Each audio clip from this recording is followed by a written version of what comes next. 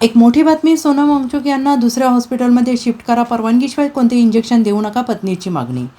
नीट पेपरफुटीच्या विरोधात केंद्रीय शिक्षण मंत्र्यांनी राजीनामा द्यावा, यासाठी आंदोलन करणारे पर्यावरणवादी कार्यकर्ते सोनम वांगचुक यांना पोलिसांनी जबरदस्तीने उचलून रुग्णालयात दाखल केले. नवी दिल्लीतील सफदरजंग रुग्णालयात वांगचुक यांच्यावर जबरदस्तीने उपचार सुरू आहेत. याचवेळी त्यांच्या पत्नी गीतांजली अंगम यांनी रुग्णालयाच्या अधीक्षकांना एक पत्र लिहून वांगचुक यांना दुसऱ्या हॉस्पिटलमध्ये हलवण्यात यावं अशी मागणी केलेली आहे. सफदरजंग पुणे रुग्णालयाने वांगचुक यांचा मेडिकल रिपोर्ट दिला नसल्याने गीतांजली यांनी प्रशासनाच्या हेतूवर शंका उपस्थित केली आहे.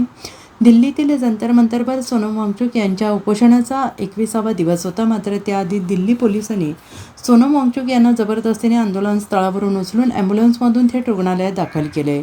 सोनम वांगचुक यांच्या पत्नीने गीतांजली अंगम यांनी सफदरजंग रुग्णालय अधीक्षकांना पत्र लिहिले. परवानगीशिवाय सोनम वांगचुक यांना कोणतंही इंट्राव्हेनस इंजेक्शन देऊ नका अशी मागणी त्यांनी केली. वांगचुक यांना सफदरजंग रुग्णालयातून अन्यत्र हलवण्याची मागणी गीतांजली अंगम यांनी केली आहे. रुग्णालय प्रशासनाकडे वांगचुक यांच्या मेडिकल रिपोर्टची मागणी करूनही त्याची कॉपी दिली जात नसल्याचा आरोप गीतांजली अंगम यांनी केला आहे.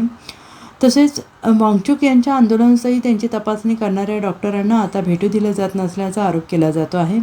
सफदरजंग रुग्णालय प्रशासन पारदर्शकता दाखवत नाही असा आरोप गीतांजली अंगम यांनी केलेला आहे. त्यामुळे वांगचुक यांना तातडीनं डिस्चार्ज द्या, त्यांना आम्ही दुसऱ्या रुग्णालयात घेऊन जातो अशी मागणी गीतांजली अंगम यांनी केली आहे.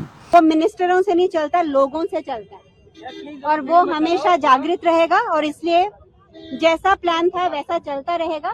और आप निश्चिंत रहिए कि हम यहाँ हैं. सोनम की तबीयत बिल्कुल ठीक है और हम जल्दी ही उनको यहाँ से डिस्चार्ज करके एक ऐसे अस्पताल में लेके जाएंगे जिस पे हम ट्रस्ट करते हैं.